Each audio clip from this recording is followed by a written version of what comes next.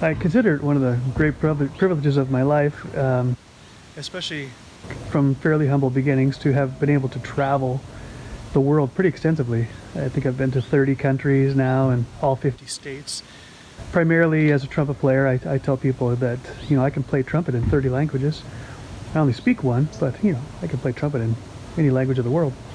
That became my passport, my visa to other countries, and did mostly gospel concerts around the country, or around the world. And as a trumpet player, I got to tour many countries playing with the Celebrant Singers based out of Visalia, California. And one of the first countries I visited with them was India. Now, I studied cultural anthropology in college, preparing to be a missionary, and figured, if anybody was prepared for culture shock, it was me.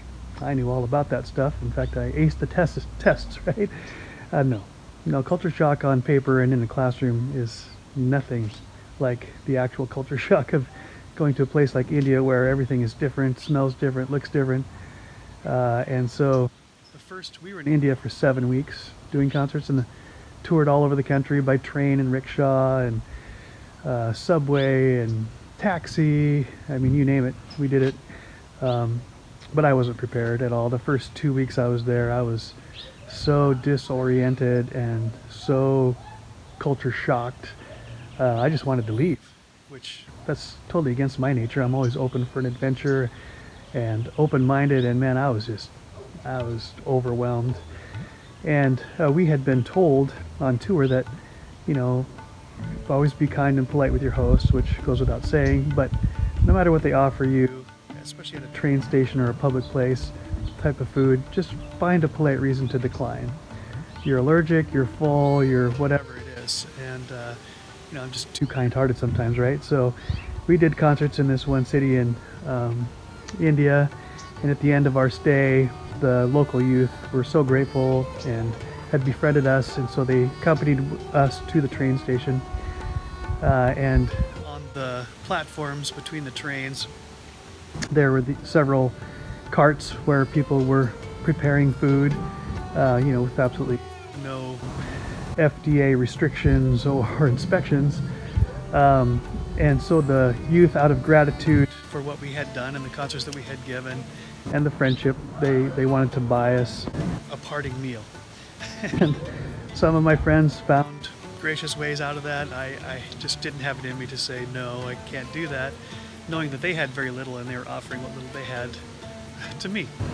So I went with them and to a cart that was serving what I believe was called puri and sabchi. To this day, I couldn't tell you what it is. I think there was a bread involved in a stew, basically. And it smelled good. It actually looked good and tasted good going in.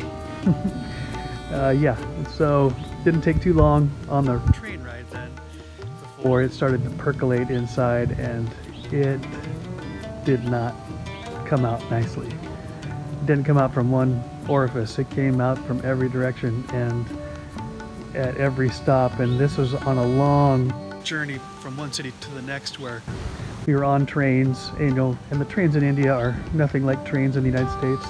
When you go to the restroom in a train, if you can find it, if you can get to it, it's just a hole in the floor that goes right down to the tracks, right? So I was barfing in the hole, I was barfing between cars, and then it got worse, so anyway, from a train to a subway to a motorized rickshaw, and finally to a convent where we were being housed for our concerts.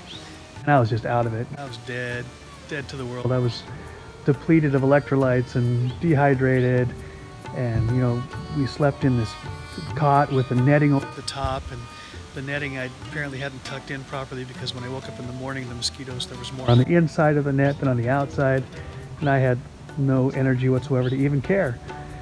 So my buddy Jeff in the group was doing everything he could to make me comfortable, allow me to recuperate, and he would bring just a little bit of food, bread or bananas or whatever it was.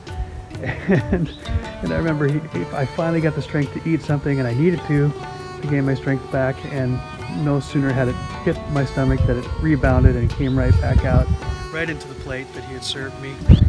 And I sat there looking at it, and I looked at Jeff, And he looked at me, and suddenly out of nowhere, a jingle came to mind, and I sang.